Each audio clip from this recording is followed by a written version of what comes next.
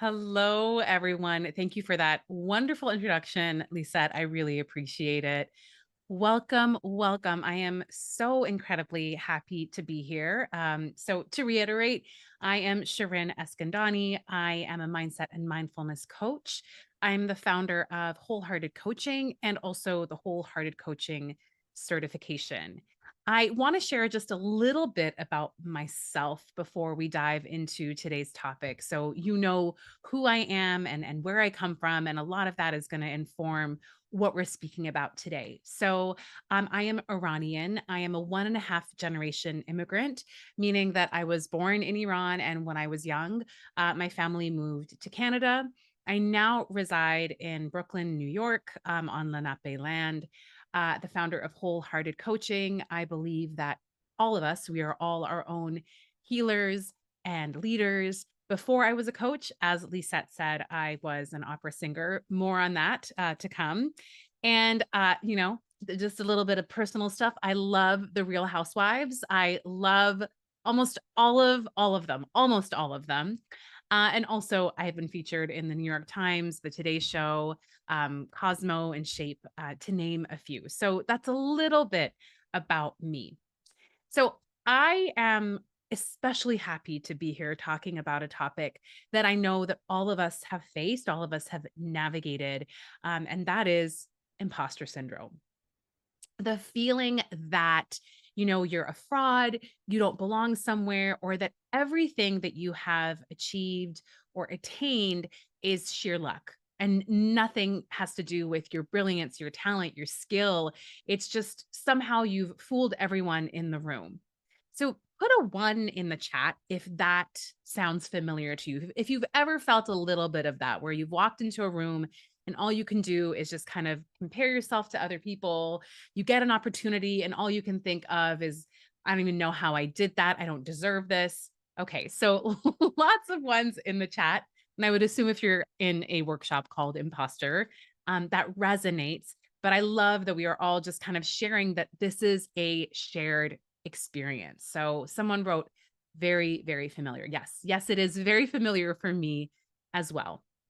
When it comes to imposter syndrome, we often think that if we reach a certain level of success, we're going to outgrow this feeling, right? That with the right title, the right salary, the right number of accolades, that voice in our head is going to finally quiet down, right? That voice that says, you don't know what you're doing, you don't belong here, you're not as good as they think you are. And to make matters worse, we tend to think that we are the only ones that feel this way, right? We look around at the room or the Zoom in this case, and we assume that everyone else is confident, self assured, and fully deserving of being in that room except us. The truth is, we really haven't been given a great toolkit when it comes to imposter syndrome. We can't run from it because it's going to catch up to us. And we can't give into it because then we won't do the things that really matter to us. So instead, we have to learn how to face it. Today, in this workshop together, we're going to look at how we can navigate the moments in our lives where our inner critic and self doubt make us feel like we don't deserve what we have or that we don't belong in the spaces that we find ourselves in. We're also going to interrogate the term imposter syndrome. Is it really that we're an imposter? Or is there something deeper going on? Is there something else going on?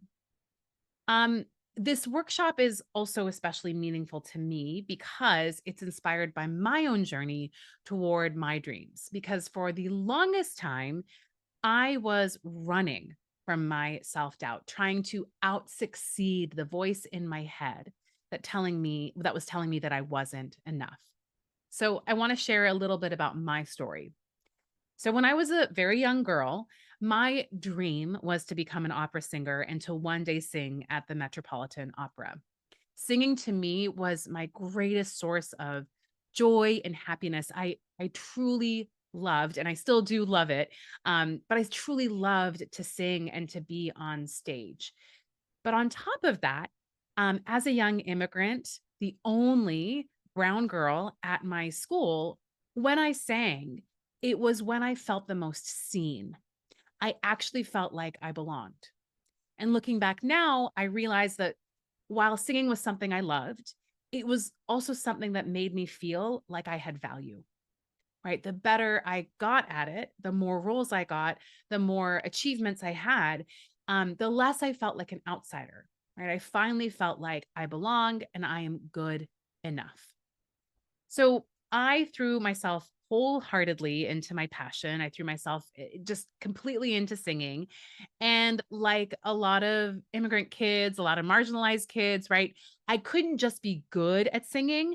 I had to excel at it. And I have a feeling that a lot of us here in this room know what I am talking about, right? I had to be the best. So I just became a hard worker, an overachiever, a perfectionist, which again, I'm sure so many of us here can relate to. So for my undergrad degree, I went to a school in the city I grew up in. It was a great school, but I was also kind of a big fish in a little pond, right? I got a lot of roles. I got a lot of I was seen. So when I was about to graduate, I was like, you know what? I'm gonna go big. I'm gonna apply to the top 5 music schools in North America. And I got into one. I got into a really excellent school in New York City. So I was so excited when I was accepted, right? I was one step closer to singing at the Met. Like I was going to be in the city where the Met happens, right? I thought to myself, all I have to do is just keep doing the same thing. Keep being the best, keep singing and your dreams are going to come true in no time. Well, I got to New York and I realized there was nothing special about me. Everyone at my school was amazing. Everyone was talented. Everyone was hardworking. And all of a sudden, I wasn't seen. I had no value. I didn't belong. I wasn't good enough. And that voice that was always there, right? Even when I was doing really, really well, it was still there. That voice that said, you are not enough. You're not good enough. You don't deserve this. That voice got so incredibly strong. And so I doubled down on what I thought worked. So I started working even harder. I was even more of a perfectionist. I was even more of a people pleaser, right? Constantly striving and proving. And this got me far. So when I graduated from grad school, I was one of a few of my colleagues who was working consistently right out of school. And I was living my literal dream. I was traveling all over the world, singing at some incredible opera houses, some of the biggest stages. But even with all of the success, that voice inside me was still saying, you don't deserve this. You are not good enough. Look at what they're doing. Look at what she's doing. Look at what he's doing. You're not doing that. Look at where you're falling short. So no matter what I did, it was there. No matter how good I was, it was still there. And then, of course, I got the call that I had been waiting for. I'll never forget it. My agent called me up and said, Shirin, the Met wants you to sing in Carmen next season. The Metropolitan Opera wants you to sing in Carmen next season. Y'all, this was my literal dream come true. It couldn't have been more perfect than this. This is what I've been wishing for since I was a little girl. And I had imagined this moment so many times in my head. I thought if I ever get this job, I would be jumping for joy. I would be so happy and excited. I would finally feel fulfilled and validated and successful. I thought when I got this job, I would finally realize I was enough, that I deserved this, all of this, right? And I'll never forget hanging up the phone and realizing that I felt none of those things, right? And all I could think was, I'm not good enough and I don't deserve this. I truly thought they had made an error, that I wasn't the person who was supposed to get the role. And in that moment, I woke up and I realized that nothing outside of me, no achievement, no accolade, no job, no promotion, no person would ever convince me that I was deserving and enough or valued. I realized that there was no way to out succeed that voice inside me that didn't think I was good enough. I realized, right, that I was waiting on the outside circumstances to validate me. But that was my responsibility. And so I got to work. I had a year to prepare. And I thought to myself, if this is my literal dream come true, it was going to feel that way. This was going to feel like a dream. So I wanted to walk through the doors of that opera house, the Metropolitan Opera, and deeply believe and know that I belonged there, that I deserved to be there. So in that year, I not only worked on my craft, on my singing, but what was happening internally. I started to work with a coach. I got into meditation. I got into mindset work.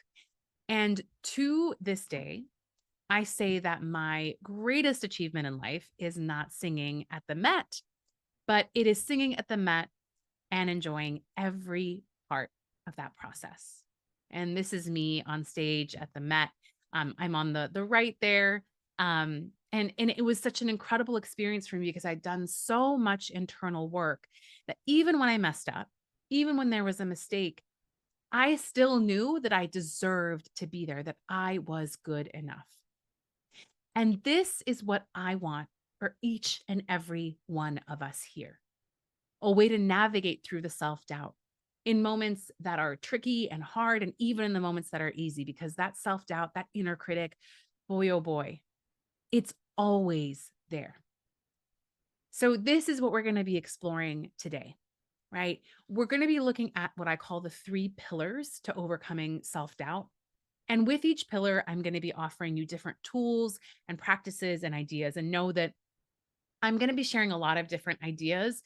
Some of them may really resonate with you, and some of them may not, but I have a feeling that at least one of them will. Okay. I promise you that.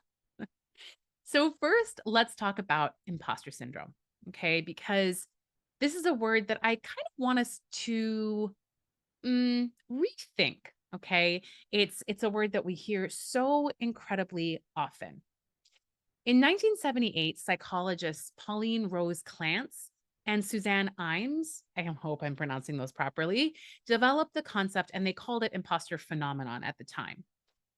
They had conducted a study on high achieving women who were really accomplished, and they found that despite all of their success, they did not believe that they belonged in the spaces they were in. So I want to read what they shared in their words. They wrote,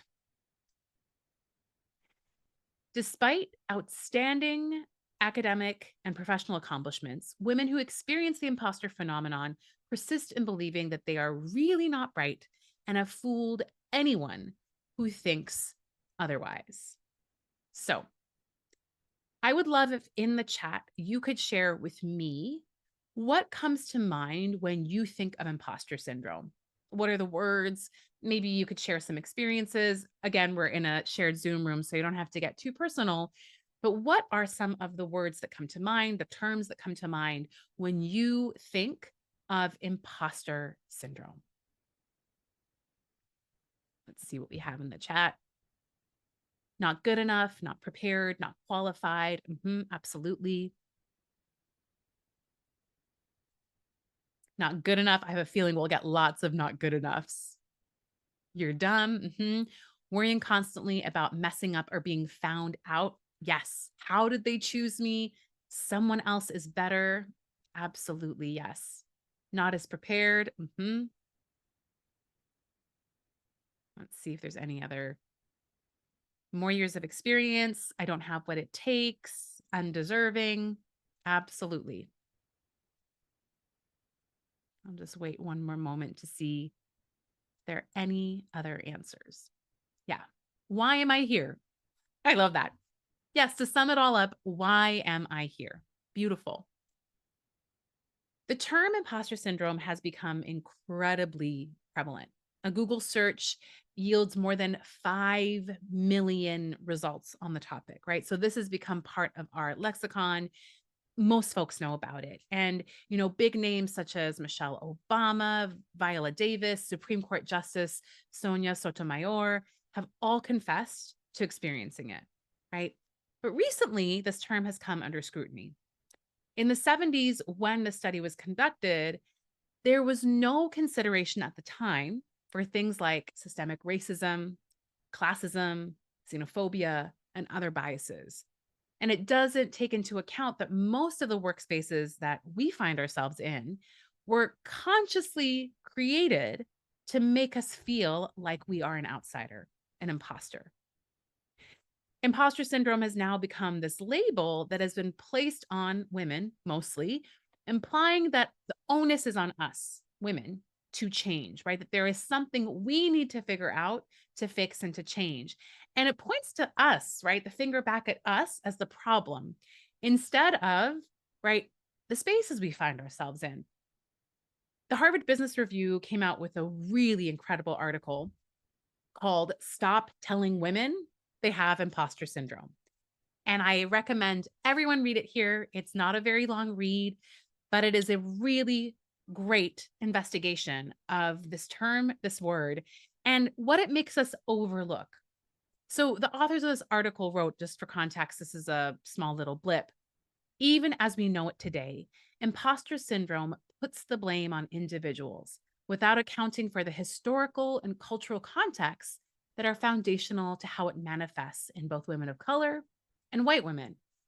Imposter syndrome directs our view toward fixing women at work instead of fixing the places where women work. In truth, we don't belong because we were never supposed to belong. So I know the title of this workshop is Imposter. However, I want us to encourage us to investigate that word and really figure out, is the space I'm in, right? Is it because of systemic issues that I feel like I don't belong? Or is it that natural feeling of self-doubt? And I think this is really important for us to think about, especially right now, as we see DEIA initiatives being erased in order to create workplaces that uphold supremacy, patriarchy, and misogyny, right? So we're going to go through different ways in which we can navigate our self-doubt, but I really also want us to be aware of, right, what is going on in the spaces that we are in, right? Some wonderful one. There's a link. Thank you so much, Monica, for putting the link in there to the article. I really recommend us looking at it. So today, I want us to put away the term imposter. I feel like imposter always gets people into the room because we all know the term. But what we're really going to look at is self doubt. Everyone struggles with self doubt, right? Men are allowed to have self doubt, but they're never called imposters. Women of color, boy, oh boy, why are we imposters, right? So we're going to look at self doubt.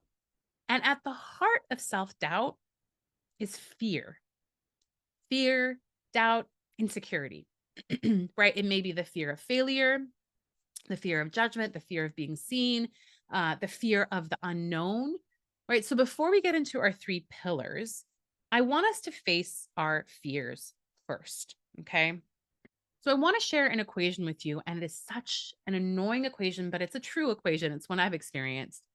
The amount that something means to you equals the amount of fear or self-doubt you will experience. Okay, so something means to you equals the amount of fear you're going to have thinking about it, doing it, being in the middle of it, right? So the more something means to you, the louder, the more discouraging, the more prevalent fear will be. I want you to think of a recent circumstance where you doubted yourself. Okay, think of something. We're going to do a little practice with it, but I want you to think of something in recent memory or something that really stands out to you where you doubted yourself and you thought, I don't belong here, whatever that may be. And try to see if you can recall the words that you were saying to yourself, the things you were saying to yourself when you were in that situation, right? So, like some of you wrote, you have no idea what you're doing. Why am I here? You're not good enough. So, if you can, just write those down. If you don't have anything to write it down, just take note of what those things were. Okay. And if you want, you can also share them in the chat because I have a feeling there are going to be a lot of shared phrases in this group.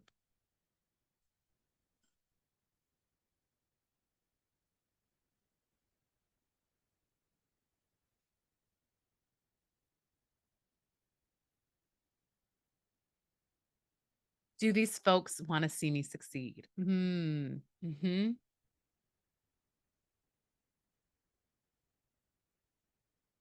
I may say the wrong thing.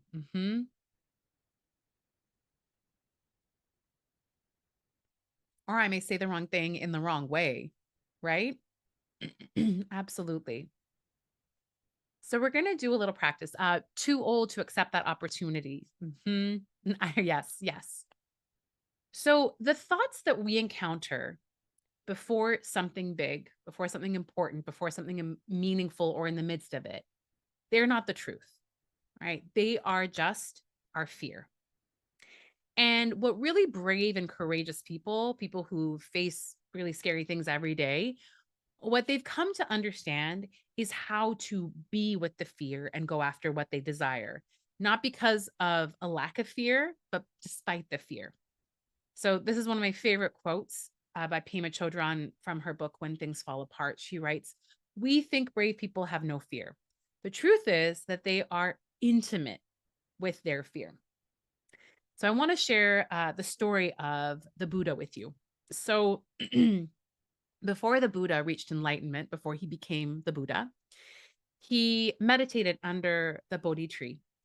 And right before he was about to become enlightened, Mara, who was kind of an evil god, wanted to keep him from becoming enlightened. And so Mara unleashed all of these armies of lust and greed, but then armies of doubt and insecurity and fear, right? All of these different things that all of us face. And the Buddha did not give in. The Buddha just stayed and meditated and stayed center. And so he then became the Buddha, became enlightened. And you would think the story ends there, right? The Buddha showed that he doesn't give in to these things. He is strong enough. So he never has to face fear, doubt, insecurity, any of those things again. But that's not true. Throughout his life, Mara would come and visit the Buddha. And whenever Mara would come to visit Buddha, the Buddha would always invite him in for tea. He would always invite his fear in for tea. He would always invite his doubt and insecurity in for tea, which is to say, instead of running from it, right? Instead of giving into it, he would face it.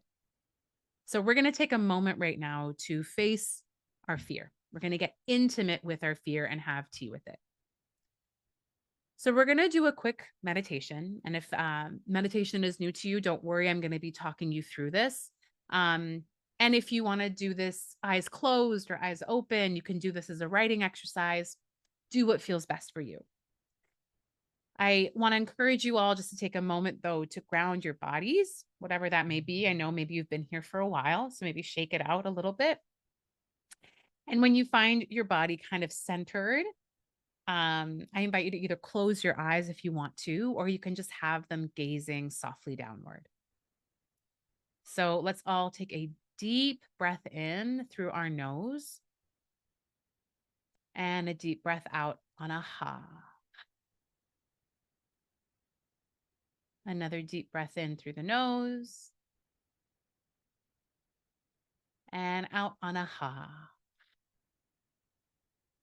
And a final deep breath in through the nose and out on a ha. So now just allowing your breath to find a more regular cadence, a cadence that feels more normal and settled.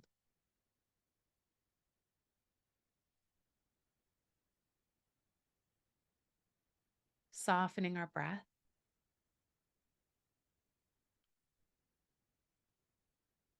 And I invite you to see if you can connect with your self-doubt. That voice that you were just investigating, the one who says, do I really even belong here? Am I going to say the right thing? I'm fooling everyone. See if you can find that voice inside you, right? Maybe it lives in your belly or your head, or maybe you just want to envision it outside of you, right? Maybe you want to make it into kind of a person or just an energy outside of you, because we're going to ask your fear, your doubt, your insecurity some questions. See if you can find your fear or envision your fear. And once you do, the first question we're going to ask it is fear, doubt, insecurity. What are you afraid of?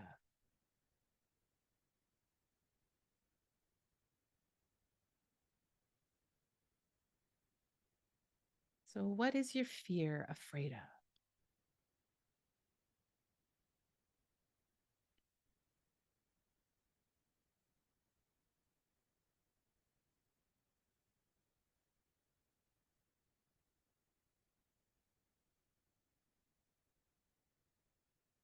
Now, the second thing you're going to ask this part of you is, what are you protecting me from? So, fear, what are you trying to protect me from?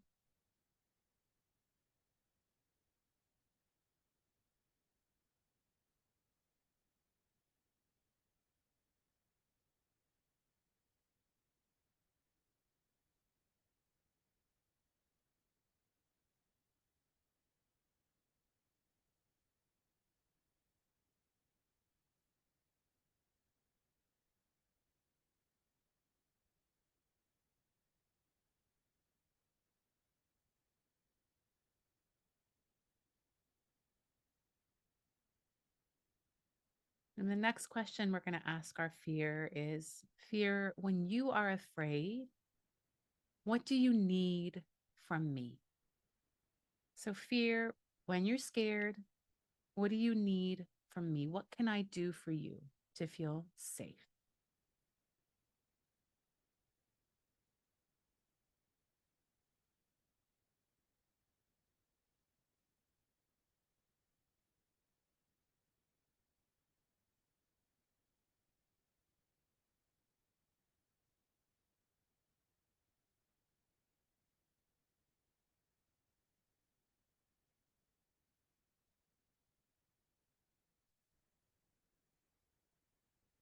And finally, before we close, I want you to just share with your fear what you think it needs to hear, or just say kind words to your fear, compassionate words to your fear. What do you want to say to your fear? And take a moment.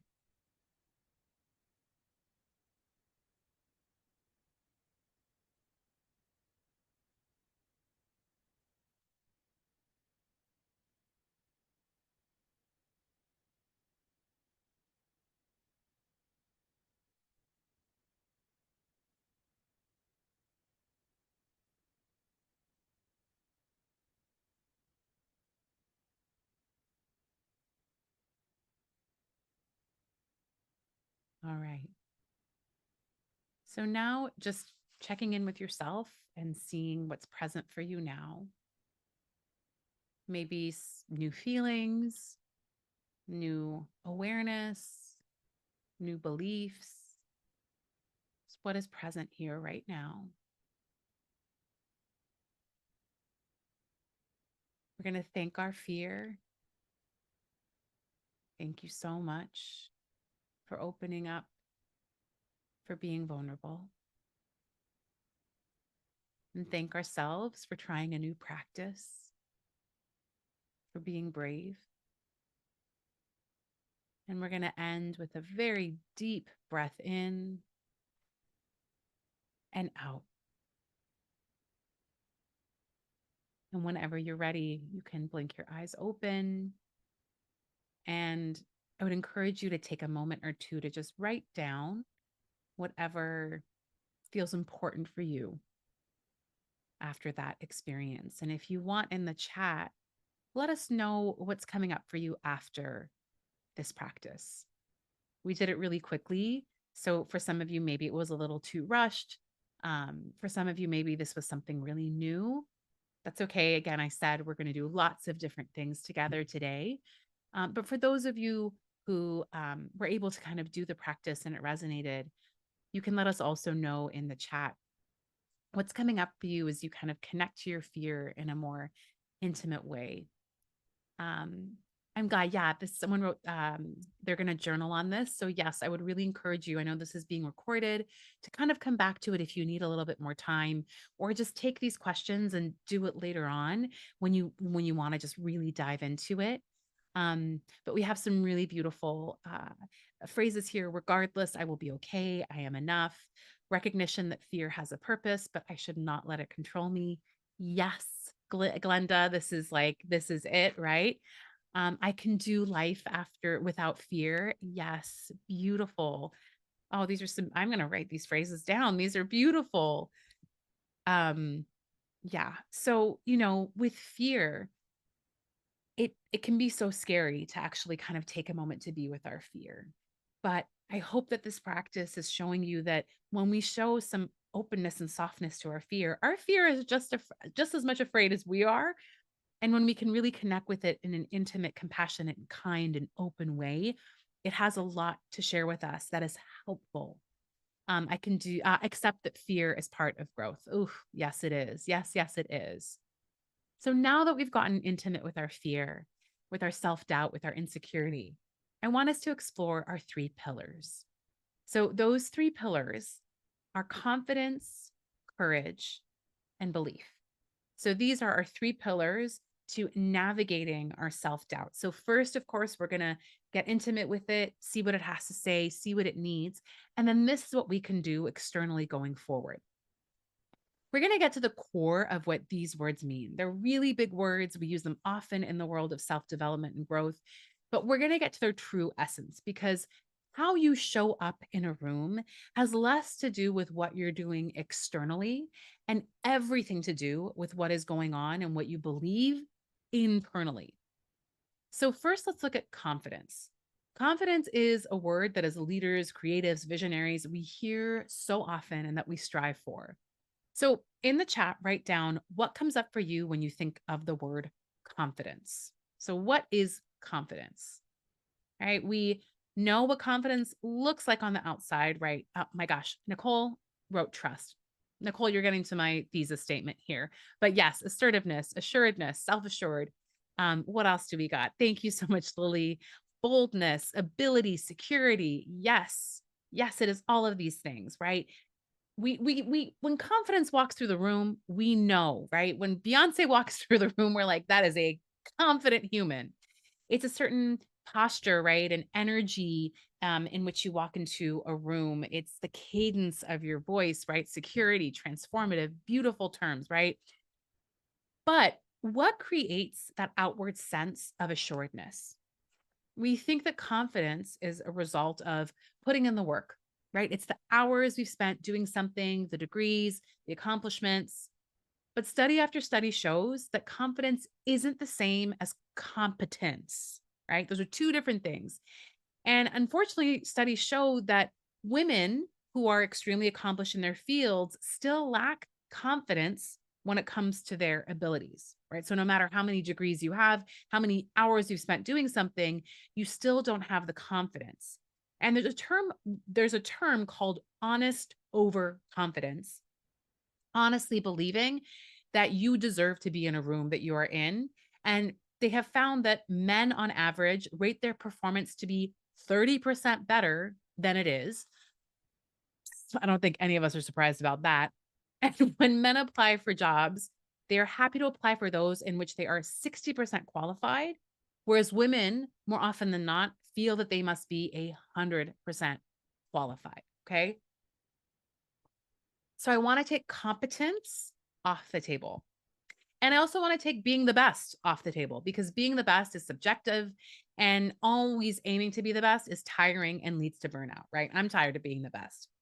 So then what is confidence? And someone, Nicole, wrote this in the chat. Confidence, the actual etymology of the word confidence, confidere, means with trust. Confidence is about trusting yourself, not trusting yourself to do the right thing or not to make a mistake, but to trust that you can figure it out. Rachel Cargill has a wonderful quote where she says, risks aren't as risky when I realize that all I'm taking a risk on is myself. If I leap and land on shaky ground, then I trust I can find my footing. If I leap and I'm on firm ground, then I trust I will take off running. So confidence is about trusting yourself. So when it comes to moments where we are asked to do big things, the question we have to ask ourselves isn't, do I know what I'm doing? Instead, it's, do I trust myself to figure this out regardless of what happens? Okay, trust. The next word we're going to look at is courage, right? That's another big word that we all want to embody, but a word that's lost its true meaning, right? The truth is, we have lost sight of what being courageous is, right? We think courage is these really big, grand acts of bravery, like moving across the country, quitting your job, leaving our partners, right? And while those are, courageous acts, we've come to believe that doing big things is what courage means. But when we get to the core, the etymology of the word courage, it means to speak to and from one's heart. Cœur, heart. That is the root of courage. Courage is about your heart. It's about doing things that are connected to your heart. It's about speaking from your heart. It's about being in relationship with your heart, which is what we just did with that meditation. Courage is so small. It's each and every moment that you listen and honor your heart. So courageous people aren't just those people doing the big things. Courageous people are those who are connected to and act from their heart.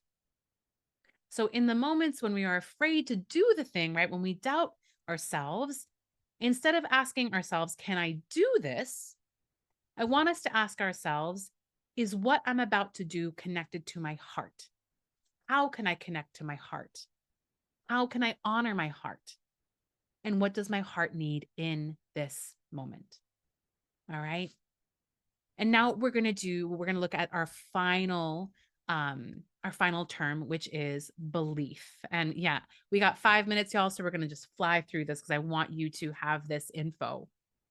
What we say to ourselves in the big moments really matters, right? We talked a little bit about self-talk, right? The self-talk that we say in scary moments, which usually is things like, you don't know what you're doing, you're not enough, you don't deserve this.